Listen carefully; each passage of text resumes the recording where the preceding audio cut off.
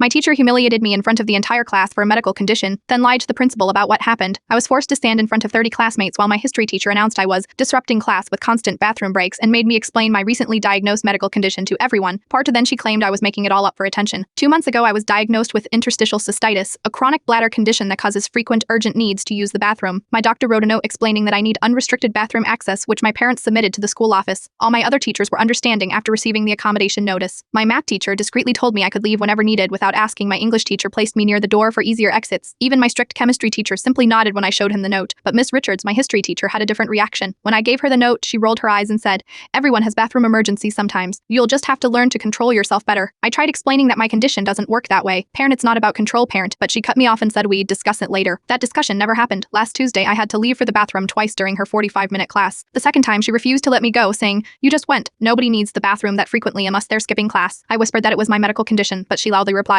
"I'm tired of this bathroom excuse. If you leave again, you'll receive detention." The pain was becoming unbearable, so I had no choice but to get up anyway. When I returned, Miss Richards was waiting by the door. She grabbed my arm and marched me to the front of the classroom. "Since Emma thinks she deserves special privileges that nobody else gets," she announced to the entire class, "she can explain to everyone why she's constantly disrupting our learning environment." My face burned as 30 students stared at me. With no other option, I quietly explained that I have interstitial cystitis, a chronic bladder condition, causing pain and urgency. "And what exactly are your symptoms?" Miss Richards pressed, arms crossed. "Be specific so everyone understands why you are so special." Biting tears, I had to describe how the condition creates constant pressure and pain in the bladder, making it feel like a U-tie that never goes away. Some students looked uncomfortable, others snickered. "And here is no medication for this convenient condition?" she asked skeptically. I explained I was trying treatments, but here is no quick fix. That's when she said something I'll never forget. "Interesting how these mysterious conditions always appear during test units. I've been teaching for 20 years, and I know attention-seeking behavior when I see it." When the bell rang, I ran straight to the bathroom and broke down crying. My friend Emma found me there and convinced me to report what happened to the principal. The next day, I was called to the principal's office, where Ms. Richards was already seated. Before I could speak, she claimed I had been disruptive, used my condition as an excuse to leave class constantly, and had shared inappropriate medical details unprompted to embarrass her. I was stunned. The principal seemed unsure who to believe until Emma came forward with a recording. She had been so disturbed by what happened that she recorded the last part of Miss Richards' humiliation session on her phone. The recording clearly captured Miss Richards forcing me to explain my symptoms and accusing me of making up my condition for attention. The principal's face changed completely after hearing it. Yesterday, I learned Miss Richards has been placed on administrative leave pending an investigation. Several other students have since come forward with similar stories about her behavior towards students with accommodations. My parents are meeting with the school board next week. They want me to transfer to a different class, but I am actually relieved Miss Richards is gone. What terrifies me more is how easily she lied about what happened and how close she came to being believed over me. I keep thinking about how many other students without recordings might have suffered in silence when adults didn't believe them.